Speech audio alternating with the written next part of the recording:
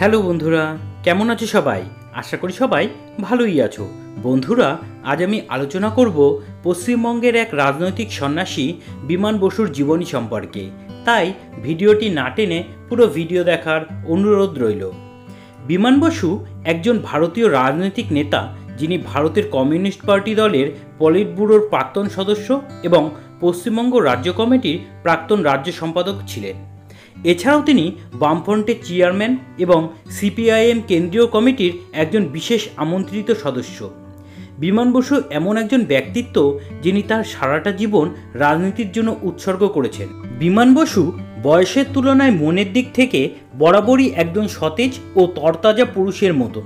তিনি আজও তার জীবনের শুরুর দিক থেকে যেমন ছিলেন, ঠিক একইভাবে প্রাণশক্তিতে বলীয়ান হয়ে কমিউনিস্ট পার্টির সেবায় নিজেকে সমর্পণ করে রেখেছেন। বিমান বসু জন্মগ্রহণ করেছিলেন 1940 সালের 1 জুলাই ব্রিটিশ ভারতের কলকাতায়। তার পিতার নাম রসিকলাল বসু, যিনি পেশায় একজন চিকিৎসক ছিলেন, এবং মাতার নাম হেমবরণী বসু। বিমান বসু কলকাতা বিশ্ববিদ্যালয়ের অন্তর্গত মৌলানা আজাদ কলেজে পড়ার সময়ই রাজনৈতিক ও সামাজিক কর্মকাণ্ডে নিজেকে জড়িয়ে ফেলেছিলেন। পারিবারিক বিলাসবহুল জীবনকে দূরে সরিয়ে রেখে মাত্র 17 বছর বয়সে দলে যোগ দেন এবং 18 বছর বয়সেই বাড়ি ছেড়ে দলীয় কার্যালয়ে থাকতে শুরু করেন। বিমান বসু স্কুলে থাকাকালীন 1954 সালে একটি বিধানসভা উপনির্বাচনের সময় নির্বাচনী প্রচারে অংশগ্রহণ করেন। যদিও 1957 সালে পার্টির জন্য সুপারিশ করা হয়েছিল, কিন্তু তাকে মঞ্জুর করা হয় 1958 সালে, কারণ তখন তার বয়স হয় ন্যূনতম 18 বছর। বিমান বসু 1956 সালে বাংলা বিহার একীকরণের বিরুদ্ধে আন্দোলনে যোগ দেন। 1959 সালে খাদ্য আন্দোলনেও তিনি যোগ দিয়েছিলেন।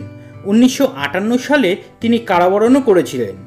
বিমান বসু কলকাতা জেলার বেঙ্গল প্রভিন্সিয়াল স্টুডেন্ট ফেডারেশন সেক্রেটারিও হন এবং 1964 সালে তিনি বিপিএসএফ এর সহসভাপতি নির্বাচিত হন। এছাড়াও তিনি 1960-এর দশকের মাঝামাঝি ইন্দো ভিয়েতনাম সলিডারিটি কমিটির সহকারী সেক্রেটারি হিসেবে সক্রিয়ভাবে তার কাজ চালিয়ে যান। বিমান বসু 1970 সালে ভারতের ছাত্র ফেডারেশনের প্রথম সর্বভারতীয় সেক্রেটারি ছিলেন।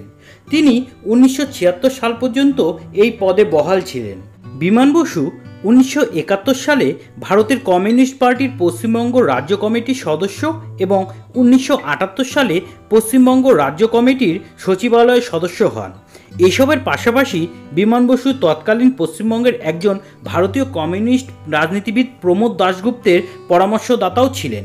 বিমান বসু 1983 সালে সিপিআইএম কেন্দ্রীয় কমিটির স্থায়ী আমন্ত্রিত হন এবং 1985 সালে তিনি নিমন্ত্রিত সদস্য হিসেবে নির্বাচিত হন।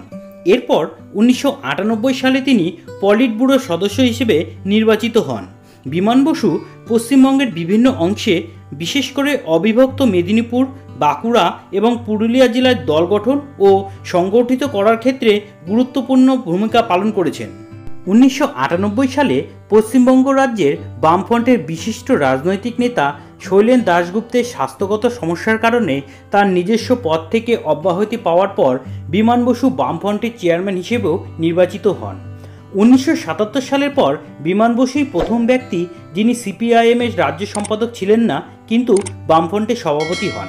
2006 সালের 26শে মার্চ ভারতীয় কমিউনিস্ট রাজনীতিবিদ অনিল বিশ্বাস আকস্মিকভাবে মারা যাওয়ার পর বিমান বসু সিপিআইএমের রাজ্য সম্পাদক নির্বাচিত হন। তিনি 2015 সাল পর্যন্ত এই পদে তার দায়িত্ব পালন করেছিলেন। এরপর সূর্যকান্ত মিশ্রকে তার এই পদে নিযুক্ত করেছিলেন।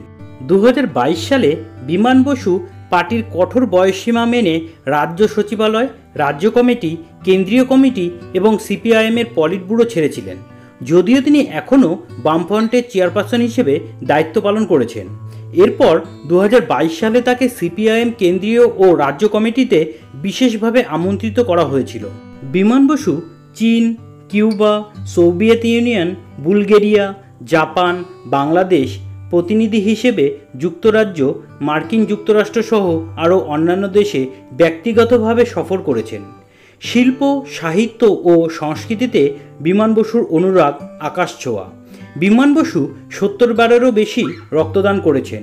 চিকিৎসক যখন তার রক্ত নিতে অস্বীকার করেন তখনই তাকে থামতে হয়। সাদামাটা জীবনের আদর্শই তার বিজয় কাঠি, যা তিনি বরাবরই মেনে চলেছেন। বন্ধুরা, আজকে এই পর্যন্তই। ভিডিওটি ভালো লাগলে অবশ্যই লাইক এবং শেয়ার করবে, কমেন্ট করে জানাবে তোমাদের গুরুত্বপূর্ণ মতামত, সাবস্ক্রাইব করবে আমাদের চ্যানেলটিকে এবং পাশের বেল আইকনটি অল করে দেবে, যাতে নতুন ভিডিওর নোটিফিকেশন তুমি সবার আগে পেতে পারো।